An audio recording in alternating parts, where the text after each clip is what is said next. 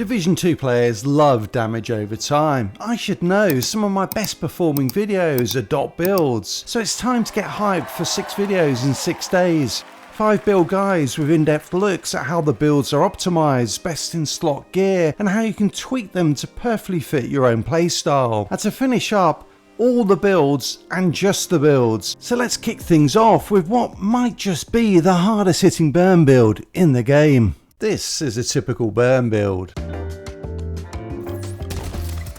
And this is the burn build you want to play.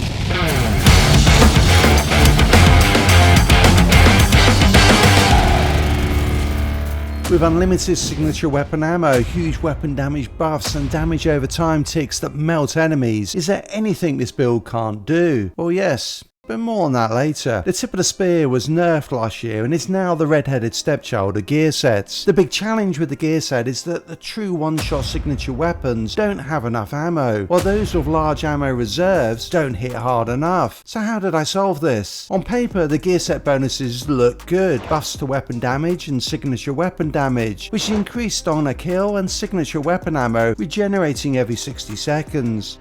For this build I will be using the holster, knee pads and gloves of the Gearset. But which of the chest piece or backpack talent is worth using?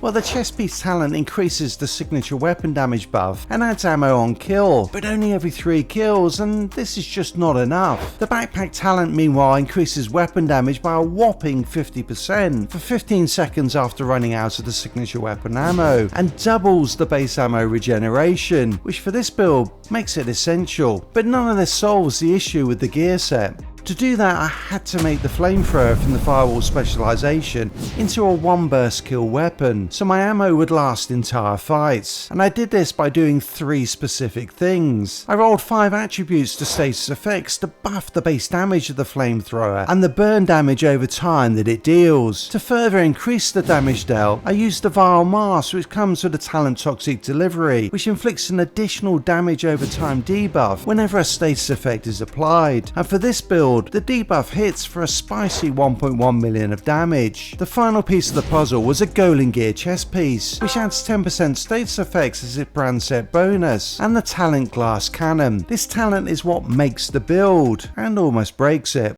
25% amplified damage from all sources is huge and means that any burn damage will one-shot an elite enemy. Named enemies are made of tougher stuff though, and our signature weapon does less damage against them, so they will need a little encouragement to pop their clogs. To help them on their way, I'm using Ouroboros and the now automatic rifle Everlasting Gaze that comes with the talent Perfect Penetration. So the missing piece of the build was Glass Cannon, but this also presented it with its biggest challenge. Most Glass Cannon builds involve a lot of hiding and cover to avoid the additional 50% amplified damage taken, but that's not how this build plays. So how am I able to survive? Well, 4 things got the build there. A striker shield with 4.7 million health, which also adds 7% damage per enemy in front of the shield, 5 armor cores for 1.7 million of armor, and a reinforcer chem launcher with 4 repair skill attributes, which heal me for just under half of my armor each time. And finally, the firewall armor kit, which heals for 200% armor and 200% health over 10 seconds. The strongest armor kit in the game. This build is just a blast in heroic content,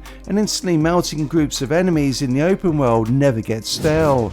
But only the seriously masochistic will enjoy harder content than that on their nights out of the dungeon. Do look out for the 4 other burn builds, links for which will be included here and in the description as they are published.